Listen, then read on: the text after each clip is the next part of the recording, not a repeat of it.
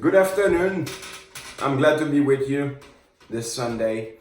I unfortunately was not able to be with you last Sunday due to some logistical reasons. We were in the process of moving that this past weekend, but I am glad to join you again. So for today, I would like to consider with you for a few minutes the one part of the story of Esther. So you probably are at least familiar with the story, and so I do not have the time to go through the details of the story, but just to do the setup for the point that I would like to consider with you. So Esther, so the king, at the beginning, the king is looking for, he ended up separating from his wife, and he was in the process of looking for a queen, and Esther was selected. So Esther is living with the king, and there is also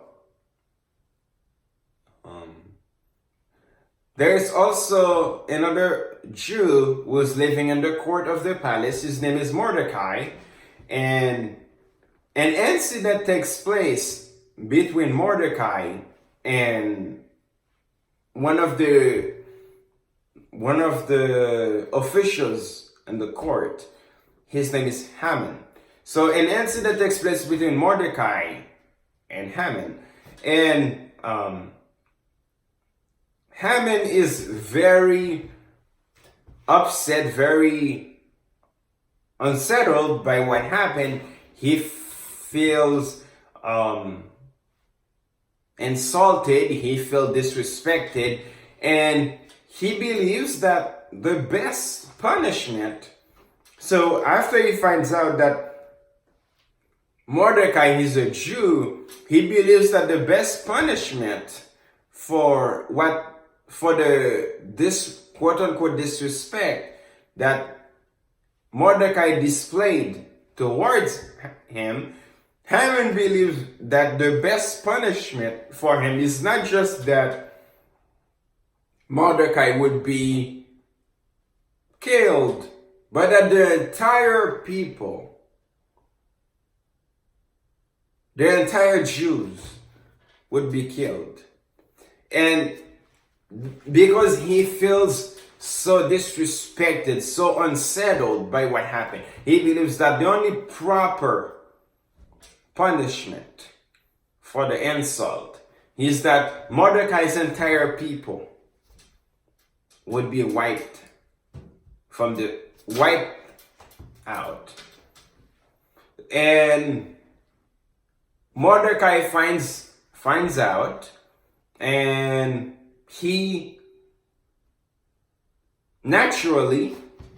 goes to Esther, and Esther finds out, and Esther says, well, I cannot go to the king unless the king calls for me, because that's, and that court, and in most courts, that's generally the rule, is that you don't approach royalty, you don't enter royalty, the presence of royalty, unless royalty invites you or calls for you. And Mordecai says to Esther, well, remember, you're also a Jew, and so if Haman's wish for all Jews to be killed, if Haman gets his wish, you will die too. Don't think that just because you're living in the palace, you're living with the king, don't think that just because of that, you would be spared. No, you would die too. You are a Jew. And Esther's response to the realization of the threat of the severity of the threat that is facing her people. That is what I would like to consider with you today. And it's Esther, the book of Esther, chapter 4, verses 16. She says, "Go, gather together all the Jews that are present in Shushan, and fast ye for me, and neither eat nor drink for 3 days, night or day. I also and my maidens will fast likewise, and I will go in unto the king, which is according to the law, which is not according to the law. And if I perish, I perish." So I would like to consider with you for a few minutes Esther's response.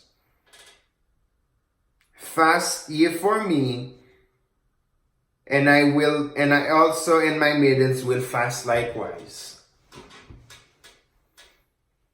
And the title of our conversation for today is Remembering God's Power. The battle is the Lord's. It's, as I said a while ago, the Jews, including Esther, are facing an existential crisis. They are in danger of being wiped out should Haman get his wish. And in the face of that danger,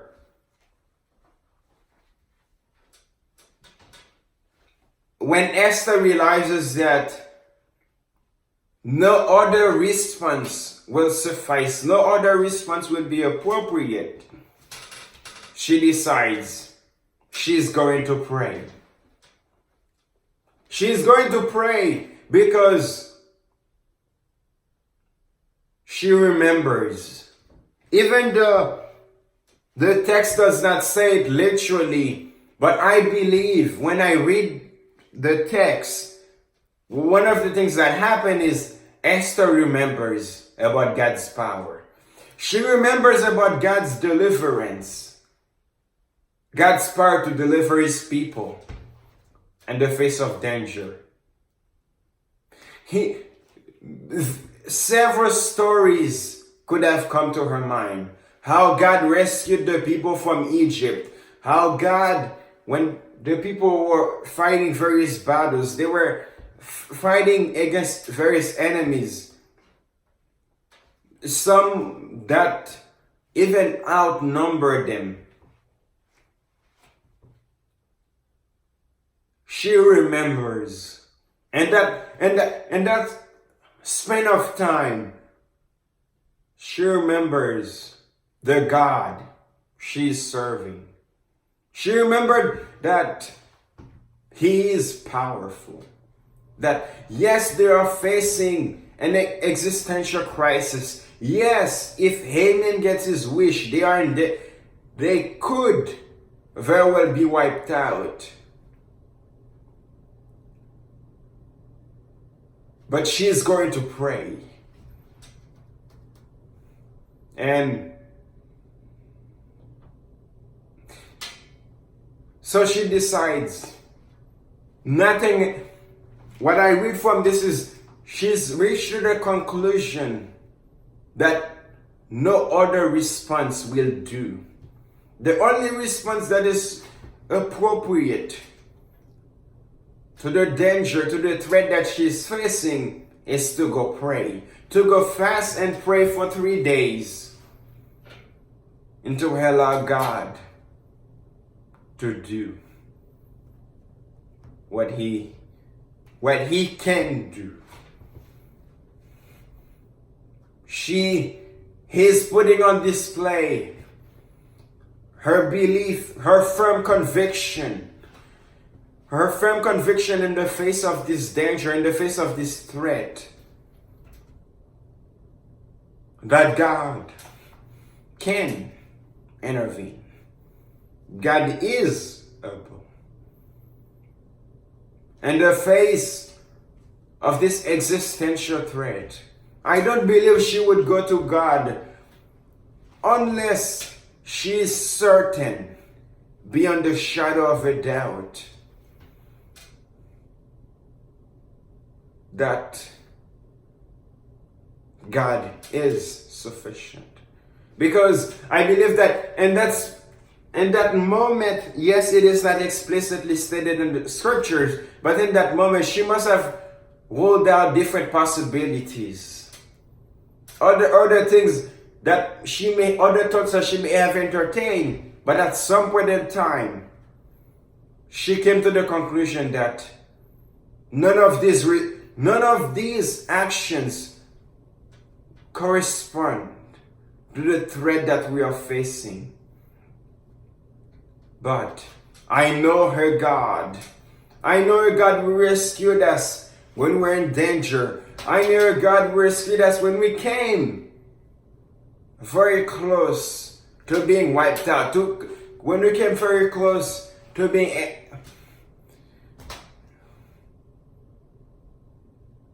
exterminated by other powers. I was hesitant to use that word, but that's the word that comes to mind. I know a God, and she decides she's going to pray.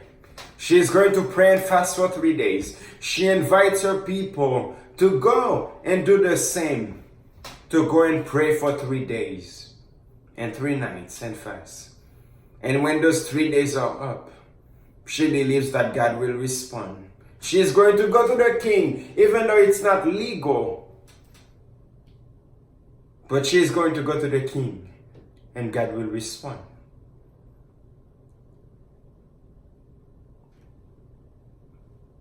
I believe that this passage, this short portion of the story, holds a lesson for you and I. How do we respond in the face of danger? In the face of threats, difficulties, either as a group, as communities, or as individuals? When we are facing those challenges, those crises that run the risk of wiping us out, how do we respond? How should we respond? Maybe you and I have friends we could call. Maybe when we're facing that crisis at 3 or 4 in the morning, and we have to rush to the emergency department, maybe we have very close friends that we can call. And that's good. It's good to have those friends. It's good. It's necessary. It's even necessary to have those people in our lives that we can call at 3 or 4 in the morning. But I don't believe that response will suffice. Yes, it is necessary, but it is not enough.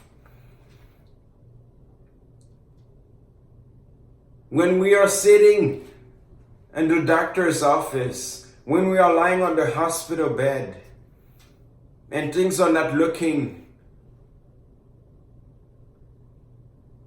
positive, when every sign points downward, how should we respond? When we get that phone call saying, there has been a car accident, this person is in critical condition or worse, how should we respond? When we're in danger of losing our family to addiction, to an illness, to depression, how should we respond? Yes, we're not living in the palace. Yes, there isn't an Amen who wishes to wipe us out. Yes, we are not in that situation, but even in 2019, even today, as I'm speaking to you, as you are listening to this, there are situations, whether we are aware of them or not, that do run the risk of causing us great harm. Or there might be situations in the future that we're not aware of yet. We can only see so far ahead. Even our best predictions can only see so far ahead. How should we respond? I believe that this passage offers us one solution. The sufficient solution, the appropriate response to crisis is to pray. Is to pray because God is able. He is powerful. He is the most powerful being in the universe.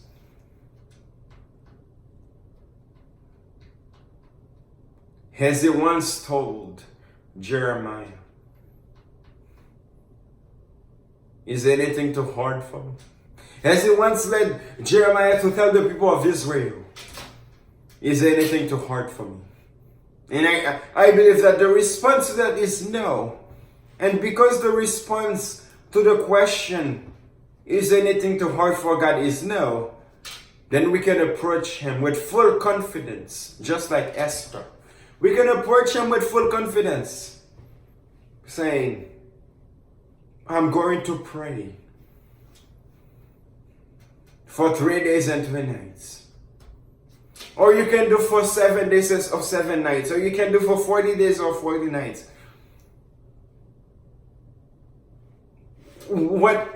Whichever timeline or time frame that God lays on your heart, that's between you and him. The point I would like to emphasize on is to pray.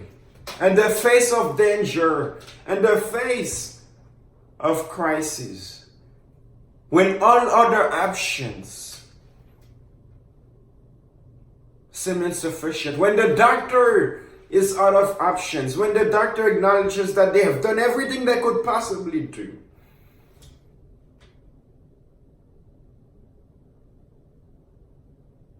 when the doctor or the nurse tells you, this is all we can do, we just have to let it be at this point. In that moment, when all hope seems lost, I want to share with you, our hope is not lost. There is a God. He is very powerful. He is the most powerful God. He is the one and only. The one and only being in the universe who can meet every challenge, who can overcome every trouble, who can respond to every crisis. So may I invite you, whether you're facing a present difficulty or a future one that you haven't faced yet, but is looming that you and I are not aware of yet, may I invite you to pray. 4-letter word. Pray. Above all the theology I could lay out to you, above, beyond everything else I could tell you, beyond all the comforting words I could lay out for you, pray. I invite you to pray. I encourage you to pray. Because God is able.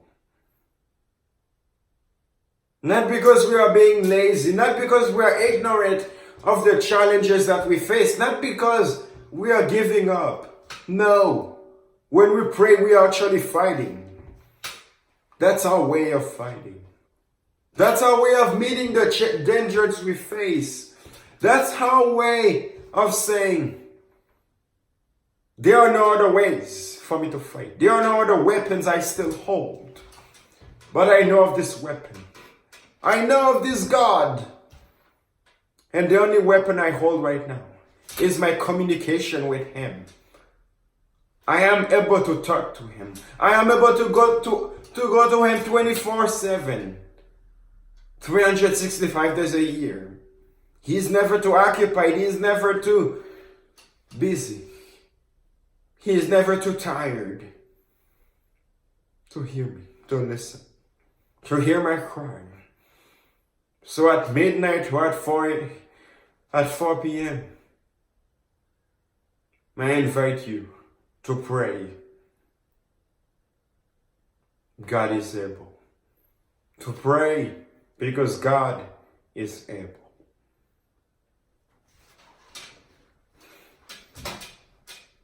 May this word comfort you. May it encourages you in the battles that you are facing and the struggles that leave you short of breath.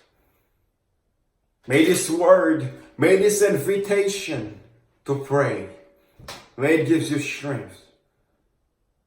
May it gives you inspiration to go to God in prayer. Because God is able. He is able. We are not. He is able. May God bless you. Have a great week. And I look forward to speaking with you next time. Thank you.